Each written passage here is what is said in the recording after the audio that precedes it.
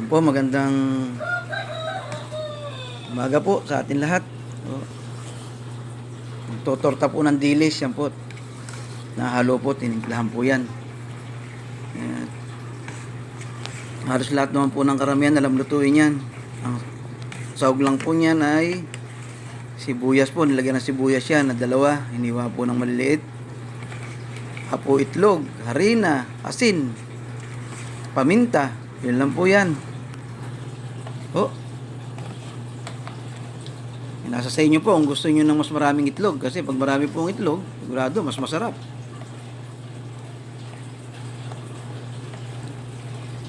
Three-fourth po na ano yan, na dilis.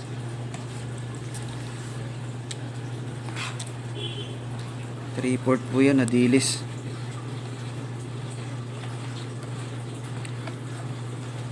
Prituin na po yan. Ayan po, nakasalang na rin po yung kawali na yun. Yung mantika, pinapainit-init na po. Ayan po yan, torta. Tortang dilis po. Na may sibuyas. Ayan po. Salamat pong muli sa inyong lahat. Hindi po sa susunod.